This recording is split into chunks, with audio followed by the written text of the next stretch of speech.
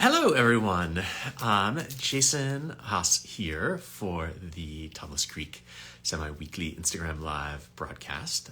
You may notice that this is not my normal setting. I am visiting family in Vermont for a few weeks. And as you may have heard, Vermont's been kind of exciting the last couple of days. It seems like this is a year of floods. We had some pretty good ones out in California in January and again in March.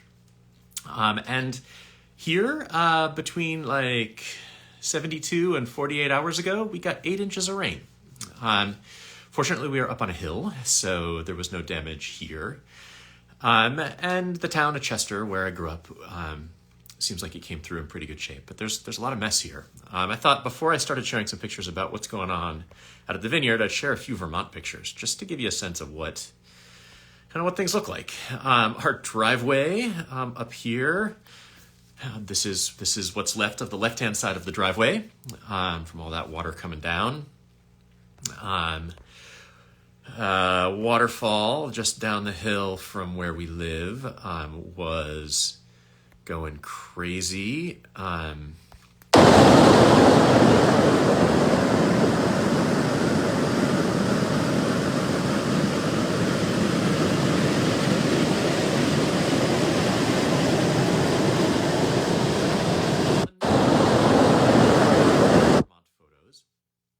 But things are fine here. We're all doing fine, and our thoughts are with everybody who was more badly affected in some of those river valley towns. So before, my guest this week is Pauline Vicard, who is the founder and the executive director of a really cool wine think tank called ARENI Global. And super excited to talk to her about that and her own path into the world of wine. But as I usually do, before that, I wanted to share a few pictures of what's going on in the vineyard. So these pictures were taken by Ian Consoli, our marketing director, who also wrote a great blog. If you haven't seen it yet, he wrote a great blog last week about a visit to the other ROC certified wineries up in the North Coast. So if you haven't checked that out, highly recommend it. But he sent me some pictures of some of the different white grape varieties and how they're progressing. It has been a warm stretch. We had a couple of very hot days as we closed out June, and then it moderated. The last couple weeks have been kind of perfect ripening conditions, a lot of days in the upper 80s and low 90s. Just exactly what we would want at this time of year. So this is Grenache Blanc. You can see it is sizing up fast.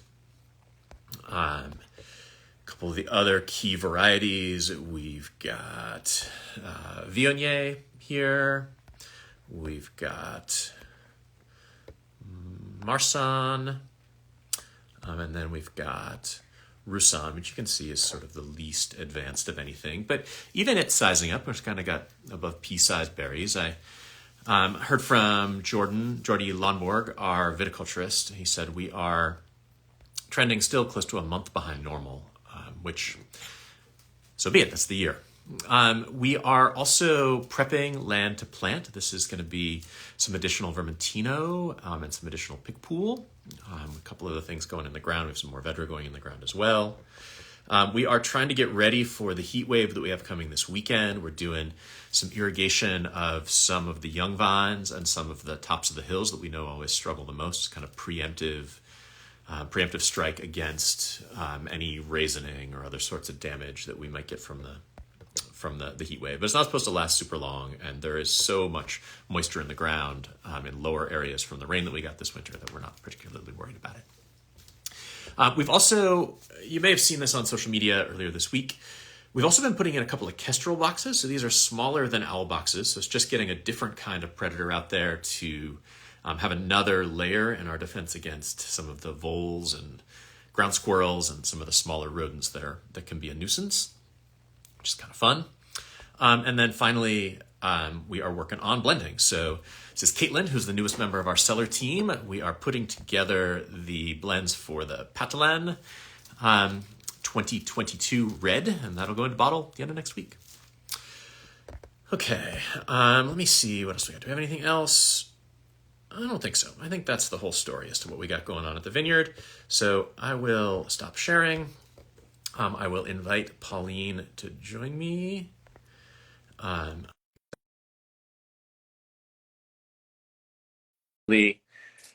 you will see that come through momentarily. Um, there we go. Hey, Hey, how are you? amazing. Technology is amazing when it works. Yay. Yeah, I'm better now that it's working. I must confess I was a bit stressed about this, as you know. Awesome. Well, thank you for joining. For people who don't know, Pauline is in the UK. So this is a late evening conversation for her. Um, Well, yeah, though it's still wine time conversation, but it's still very sunny. That's the good thing about, if we have to find a silver lining of global warming is that, summer in the UK is much better now than when I actually moved in the UK 7 years ago. amazing. So I gave just a super quick preview for people before I started sharing pictures of what's going on at the vineyard. But I always like to start by asking people to share their journey into the world of wine. You grew up in Burgundy, right? Yeah, so my journey in the world of wine started, since birth, I suppose, because I was born in a winemaking family in Burgundy. Now, having said that, I wasn't born into the Burgundy that makes people eyes sparkle, the fancy Burgundy of today. I was born in the Burgundy of almost 40 years ago, and I was born in the south of Burgundy, which meant that my parents were selling 80% of their wines in bulk to the négoce. So the way Burgundy works traditionally is that a winemaker will manage the farm, will farm the farm, make the wine, and then sell in bulk to what we call négociants éleveurs, so people that actually raise the wine and sell them under their own brand. And they were selling 20% of their own production under their own label. So it was a very small farm. We only had 6 hectares. I don't know how much is it in acres, I'm sorry, but About it's small. 15. And so I worked with my family, and it was a traditional family model, meaning that all the family was working on the land, and that was the only, workforce that we had. So it was basically my dad full time, my mom part time because she was raising 2 kids at the same time, and the kids working when we were able to, be productive enough to actually count as workforce. And I've done that until I was 20 something, and then moved away from the world of wine because most people actually think it's a very romantic job to be involved in, but when you physically work in the vineyards, you know that it's also very, very hard. And it's the Burgundy model is also means that you do everything, from farming to winemaking to bottling to selling, meaning that you work 355 days a year. And not only that you work 355 days a year, but it means that you also have to be on your land. And there's not much time for traveling and exploring all the wine regions. And, it was at the time a very isolated kind of, job. You mingle with the people from your own village and your own region. But I remember going to Chablis, that was a mere 170 kilometers, so something like 130 miles away from where I grew up, and it was going like another country. It was such an expedition to go there. So I didn't really want to be a winemaker. I think that's something that you really have to choose, and kudos to you to choosing that life, because it's an amazing life when you choose it. But when you are forced into it by the way of heritage and legacy and just taking over from your parents, and it's not your own choice, I think it's not really the right option. And was And that I've always was the expectation from your parents that you would join into the family business? it wasn't, and it wasn't. So one of the parts, so usually Burgundy winemaking family have been here forever, and so one of the interesting things about my family is that my parents, neither of my parents were born into wine, so they came from other region, even if they were very close. And my mom was from a farming family, black cattle farming, and my dad was from Lyon, so city guy, city boy, raised in the city in an urban environment, and life just brought them to be winemakers through a series of choice and incidents. So I didn't have the pressure that some of my friends had in, like, you know, it's been in the family for 4, 5, or 6 generation. There was nothing of that kind of legacy built already. And also, even when I was 20, my parents were struggling financially, because again, when you work with the bulk system in Burgundy, it means that you are dependent on the price of the bulk wine, which you can't control at all. So some years are good, and some years, despite all your effort, are, you know, not good at all. And so I don't think there was, I mean, I think it would have changed the story of my parents if I had stayed on the vineyard, because then they would have stayed for longer. They would have transformed things. They, you know, they had loads of projects like going into organic, doing farm to table things. But when it was clear that neither me nor my brother wanted to continue, then they just, you know, they just kind of gave up, which, you know, wasn't the most of the happiest story. But I didn't have the pressure that some of my friends had. I didn't feel like that. But when I told my dad that I didn't want to take over and I didn't imagine my life as his life, he said, well, okay, fair enough, but go and do something meaningful in the world of wine. So that's my own, you know, legacy to carry, and my own sense of purpose in wine is like, okay, I chose not to be a winemaker in Burgundy. And, you know, 20 years later, that sounds like something crazy. Like, why would she not do that? But again, Burgundy was a different world 20 years ago. And that's my own, you know, sense of heritage. I still have to do something meaningful. Like, there was never another career that I imagined apart from being related to wine in some form or another. So, okay, so take me through that next step. So you had decided you didn't want to be a winemaker. So yeah. How did you find what was going to be your place in wine after that? So I studied marketing because I wanted to go as far away as I imagined, you know, something that was far away and remote from my life, which was marketing and sale, because at that time, marketing and sale wasn't, you know, part of winemaking. And that wasn't part of my parents' job. And I realized that I liked that, but I also didn't have any kind of excitement at the idea of selling whatever kind of product. So I actually went to the UK a first time to be a French assistant when I was 22, I think. And it's being away and being abroad that I actually realized that I was missing wine, and I was, you know, missing that. And it also defines who I was, because to be totally honest, it's also an advantage in the market. You know, I'm the daughter of a winemaker in Burgundy. I worked in vineyards for the first 20 years of my life. I grew up in the middle of the vines. And I'm a girl, which there are some disadvantage, of course, but there are some advantage in the way that if you are good at what you do, people tend to remember you more, because they're probably less of us, at least when I started my career.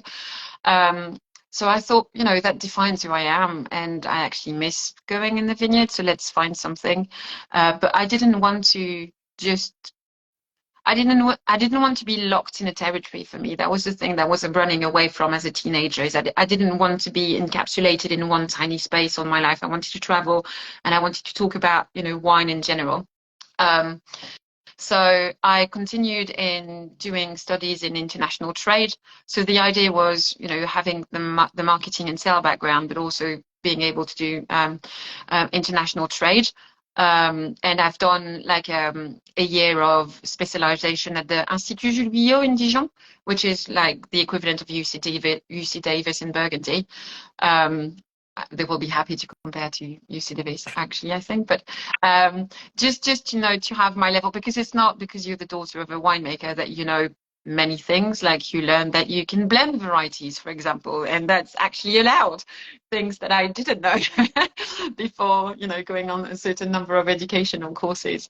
And so I've done this, and then I started working for trade associations, so the Burgundy Wine Office, in the market study department.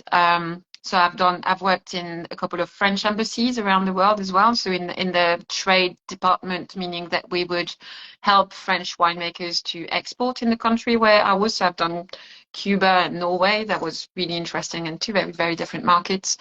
And then I've done, you know, education. We ended up through a series of light choices in Lille, which is very north of France. And if you don't know France, it's one of the only regions that doesn't produce wine at Right. all, and at the border of Belgium. So they're traditionally beer drinkers, but they also one of the most interesting region in terms of gastronomy. And they have been in at the time where I was, so loads of bistronomy was booming, and they had no bias because being a region that didn't produce wine, they could actually accept wine from any other region. Because as you might know, in France, if you are from a region, you only drink the wine from your region. It's very difficult to find wine from outside, even your own region, so let alone other countries.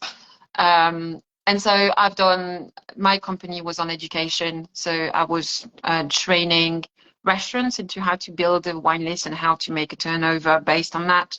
I did corporate events and, individual events. And I sold wine. I had a wine shop for 2 years and a restaurant that went with it. So I've done a bit of everything in the wine world, which I suppose is what I hope makes me good at my job today. Is I've got a wide perspective of the different parts of the value chain, from producing to actually selling in different countries at different scales with different people, and understanding, the point of view of the small winemaker, of the big winery, international wineries, but also of the retailer, of the somm that has to pour the wines, and also of the general bodies that have to represent a region and have to build a collective identity. So yeah, long story short. No, that sounds like an amazing background, what you're doing now. So let's sort of switch to that. So can you talk a little bit, can you give people who maybe don't know kind of the thumbnail version of what ARENI Global does? Yeah, so ARENI Global is a think tank dedicated to the future of fine wine. So basically what it means is that we look at how the world is changing in terms of big picture. So in terms of geopolitics, trade, finance, societal change, people relationship to food, people, way of living, and how societies are organized. Of course, climate change and environment. I was, watching the video of your flood and the rain where you are. And so we look at those big changes, and we work on a funnel approach of what it means for both the production and the distribution of fine wine. And the reason we chose fine wine is not because we don't like the rest of the wine and we want to exclude them, is because I personally really think that if you sit at the top of the pyramid, however you describe that pyramid and what it means to be at the top, you have more responsibilities. It's the Spider-Man quote, with great powers come great responsibilities. I love that quote. So if you want to be at the top of the pyramid, it not only comes with a set of things that you have to do, or that comes with the status of fine wine. There's also a set of responsibilities. And viticulture, like winemaking, is the rich uncle of agriculture, and fine wine is the rich uncle of viticulture. So we have a double responsibility on showing the ways on and leading the way on some of the conversation. So you recently hosted the ARENI Live in California just last month. The list of attendees is kind of this incredible who's who of the most influential producers, writers, researchers about wine. Can you talk a little bit about that event and share? Yeah. So it's actually the way it started. So when we started back in 2017, we only had the event, and it was so the event is a 3-day event when we gather, as you were saying, top thought leaders of the industry, from producers to distributors and critics and retailers, but also people from outside of the industry. And it's always been, a big part of what we do, because growing up in Burgundy, I can understand firsthand how insular our industry can be.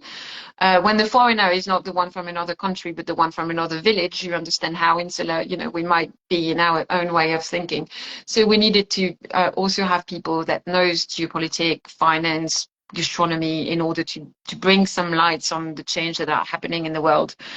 So we only had, so it's 3 days, the group stays together for 3 days. It's not a conference, it's like a work group where people go through different roundtables and workshops when they have to think together about the future of fine wine. And my job is to ask them questions, which I obviously love. That's my favorite thing in the world, to be asking questions, which is, it's funny for me to be on the other side and receiving questions from you.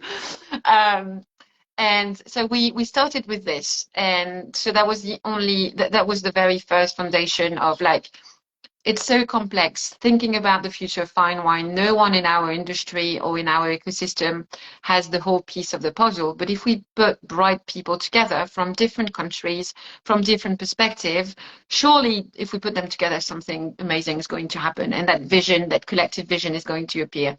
And that that didn't fail us. That actually worked from the very first edition. But so that's the event. We still do it once a year, and it's a big part of our research program, because it's also where we either see some sorts of action that we can actually see emerging that we have to put in place, or that we have to facilitate in the recent future and in the short-term future. But we also see some of the conversation, even if we spend quite a lot of time thinking about them, that maybe we need to explore further. And also, the limit of that think tank is that it's by invitation only, because we can just put a managing thing. It takes a lot of time and resources to manage that group of 60 people for 3 days. And I just can't do that for 300 people. But it also means that we are, by definition, self-selective, and the future of fine wine doesn't rely only on the 60 people that are in the room with us for 3 days. And we have to make room for other insights, for other angles to come and continue to enrich those conversations. And so that's where ARENI was born 2 years after we started the think tank.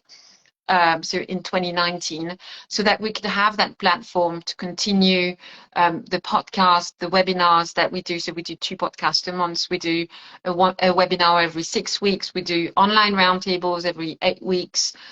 So the same principle, like to bring people around the table and have a structured conversation. The Institute allows us to run some quantitative research when it's needed, when we need to study a market and qualitative insights are not enough and we need more data, so we can do that through that platform. And then it also allows us to have the time and resources to write about this and to write all the analysis that comes up from all those forms of different conversation. So we have seen 7 or 8 big topics that we want to cover in a 2-year program. So we identify them, sorry, that's the word I was looking for. We identify them, and then we build a program based on either collective intelligence thinking, just like the think tank, or podcast research, or desk research, or quantitative data research, and then we write about it and we publish about it.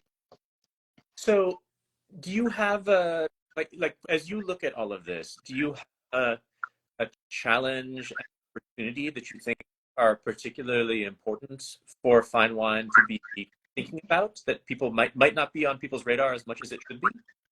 Well, when I look at the future of fine wine and the biggest threats that we are facing, they are, to me, 2 obvious ones. And the first one, and you know it better than I do, is climate change. That's, if you ask any winemakers, that's surely the first reason that they're going to give you. Climate change is challenging us in so many different aspects. And I am concerned about it at a global level, because I now have the chance, to work with the European Commission on different topics, and I follow what's happening on global government conversation. And I'm a bit worried about the fact that government can't actually agree on what sustainable farming means. And that worries me quite a lot, because it's based on political assumptions and people are never going to agree on those ones. They just, anyway, so I'm a bit concerned about this, but when it comes to the local action and the local level, it's astonishing, like how our world, which is usually very slow at changing and adapting in many things, have transitioned to some more sustainable model. And we're not perfect by far, and there are lots of things that just on the trial and fail kind of system, but the amount of energy that goes into viticulture thinking, into reimagining those systems of farming, is astonishing. So at the local level, I'm confident we're going to find some solution. At the global level, it's a different conversation, and of course we depend on the global level. But what worries me the most at the moment is the societal acceptance of alcohol and in the place of alcohol in society, and what we see happening at the World Health Organization, and the fact that they switched the language from, reducing the harmful impact of excess consumption to actually reducing consumption, so that there's a big shift in language that said that before, of course, we needed to manage the harmful consumption of alcohol, and now it's just like, well, guys, you might not even have your social license to operate in 5 years time.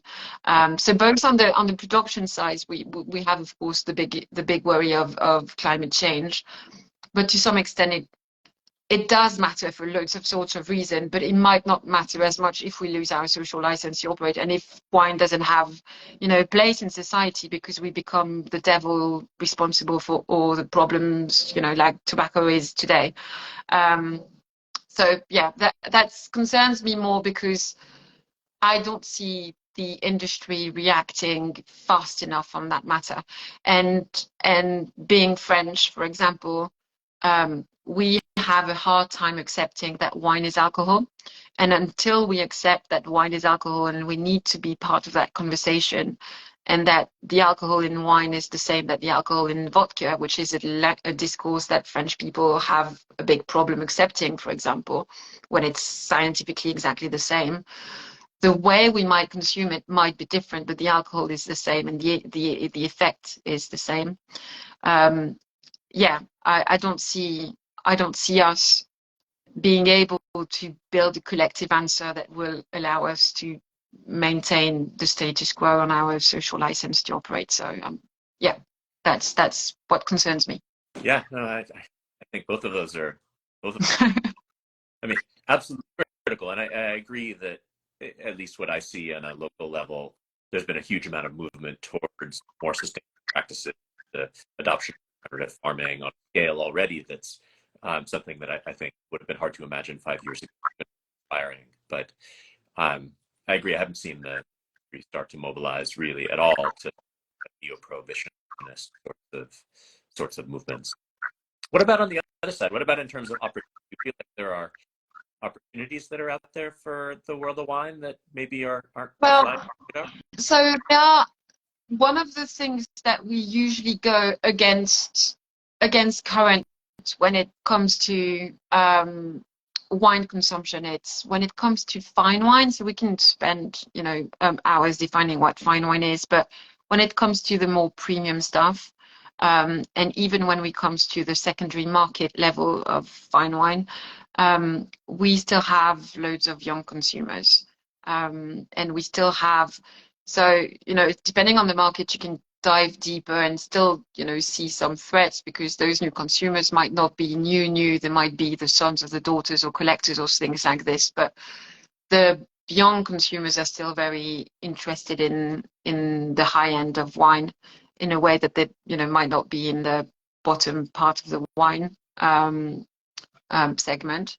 So that's something quite positive, and I hope that we can dig on this on why, and maybe help the rest of the wine sector by pushing those same levers that make wine interesting for fine wine interesting to the youth. One of the things that I see on a personal level that I find a big change from when I was growing up is the willingness of people to collaborate, and maybe because they don't have the choice anymore, and maybe because they are faced by so many crises that they can't just react on their own. But I've seen people working better together and at least accepting to have conversation with people that think completely differently as they do, which is something that I didn't see as much before. I don't know, what are you excited about? Well, I am excited by a lot of the farming side. I also feel like wine has a real opportunity in sort of the greater people have in knowing where the things that they buy and consume comes from. And wine is connected to the place in which it's grown in a way that very few products are. Very few other kind of products in the world all are. You're not going to talk about like where grain is grown for your beer, grown to be distilled for your vodka. It's not like there's several steps away from where farming is. And that same sort of rise in interest in craft beer, like all of this, I feel like ties in well for people being able to build connections to kind of grower winemaker. I totally, I mean, that's always, you know, for me, fine wine is those kind of magic and wonder and connection. And that's why I find wine so fascinating and an ever-ending topic to learn about, because it connects you to everyone else. I mean, when I was doing corporate tasting, I was always start from the companies, what the company was doing, and curate the wine tasting according to this. And it's, you can build bridges, you know, when we were having, you know, fashion designers, we would do something with the tannins relating to touch of the fabrics, you know. I actually dare you to find a job that I can't relate an aspect of winemaking or of the wine world of. Like, if you have a group of accountants or finance people, you can talk about the shift from profitability to financial sustainability in wine. Like, you can choose an aspect of wine that relates to, if you talk to artists and painters, that's super easy, because you can, you know, draw parallels between the artistic intent and the artistic vision of the winemaker and how they use grapes as, you know, partition and music sheets and all of that.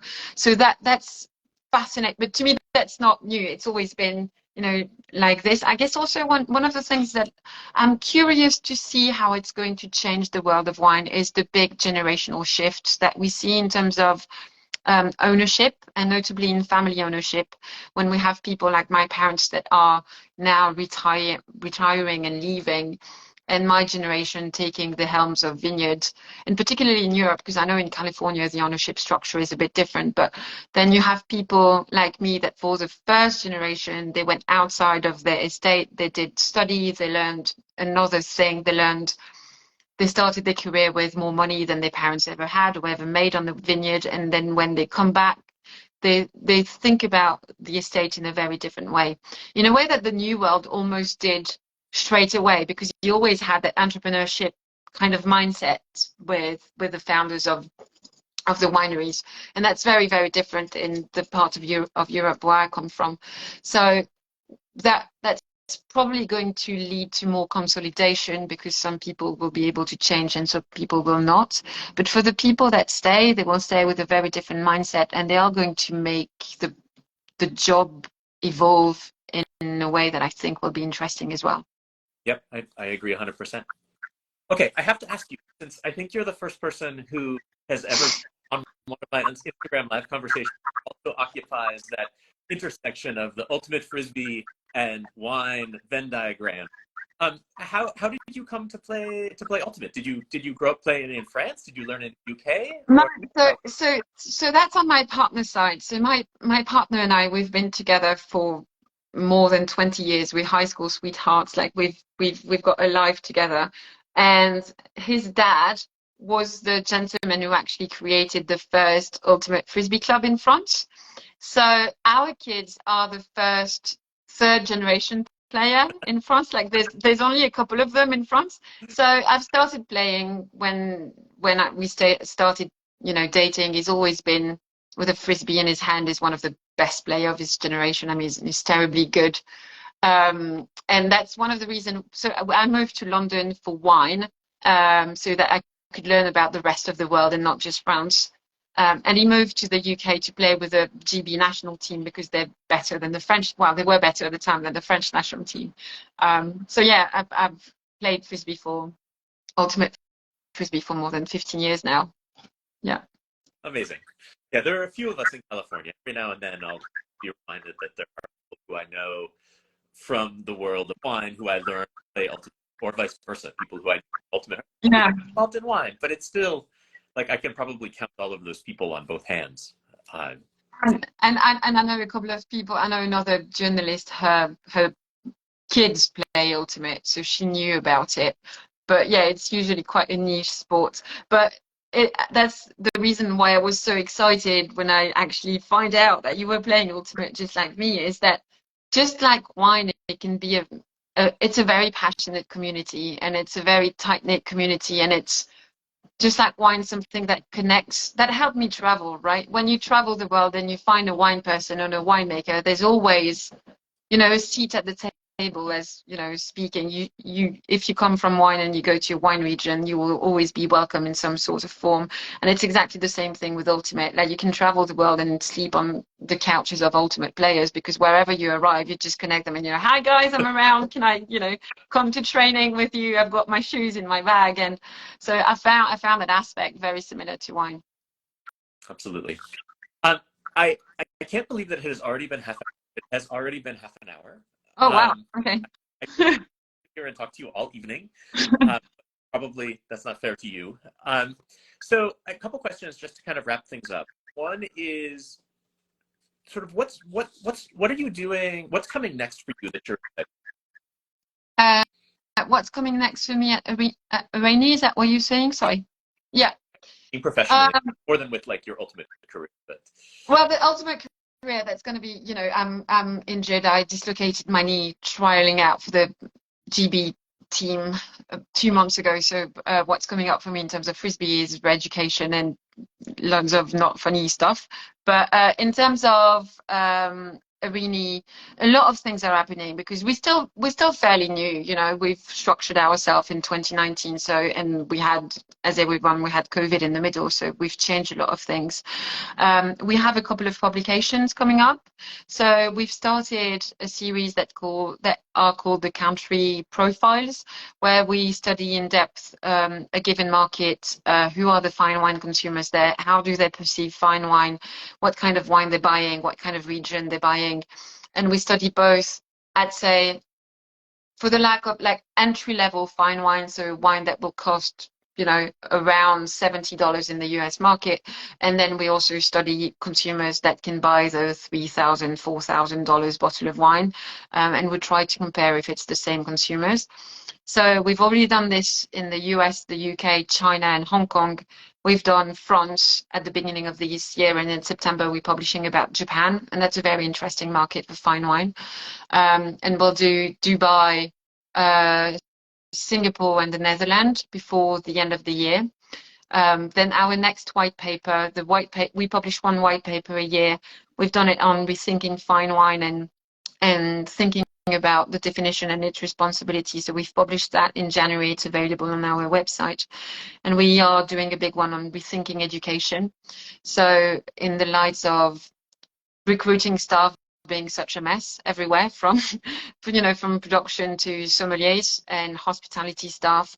So how do we need to rethink education to actually match the new trade offer, and also to bring people to work in our ecosystem? So that's going to be published in January. I'll be at TechSom in August in Texas, for the first time in Texas. So I'm looking forward to that. I'm going to talk about what is style. So probably going to have some of the conversation that relates to sense of place, terroir, what it means, the nuance, and how it translates into the bottle. And yeah, our next webinar will be on, do we still need gatekeepers? Because, do we still need them? That would be a good question to ask you, actually, with all the direct communication that you do. Yeah, so loads coming up. So you can subscribe to the newsletter. It's totally free. You can follow us on social media at ARENI.global on Twitter, LinkedIn, and Instagram. Because, yeah, there's loads of things happening. Awesome. And that was going to be my last question. Want to learn more, can do it. So you just yeah. Well, that was amazing. I can't believe it's been half an hour. I could talk to you, all day. But good luck for your vintage, because it looks like not an easy one. As I understand, you have heat and drought and rain, and it's I'm very optimistic about the vintage. I mean, the rain we had early in the year was when the vines were dormant, so it just provided. Yes, it washed out roads and interrupted the flow of customers and tourists to our wine. But that water is such a valuable thing to have now in the growing season, and that's going to fuel a real year. And yes, we're late, but it's cold in the beginning of the year. But we've been 2 to 3 weeks earlier this decade than fantastic. And it's not that big a deal in a place like Paso Robles to harvest in November. So I'm fingers crossed for a good second half of the year. But I'm optimistic. I think so far it reminds me a lot of 2017, which ended up being pretty good for us. And anyway, there's not easy vintage anymore, is there? You know, every year comes with its challenges. So can't wait to taste the wine. I don't think there ever has been an easy vintage. Yeah. Like, you talk to your dad, I'm sure he will tell you the problems that he can remember with every vintage that there ever was. There's always something. There's always something. Yeah. Amazing. Thank you so much, and thanks, everyone for joining us as well. That was great. Absolutely. Thank you, Pauline. It's been a pleasure. It's been a pleasure. Take care and see you on the pitch soon. Bye, Jason. Okay. Bye, Pauline. And thank you, everybody who joined, all the Tablas and ARENI Global followers. I will be back in 2 weeks, and I will see you then. Back to California. Good evening, good afternoon, good night.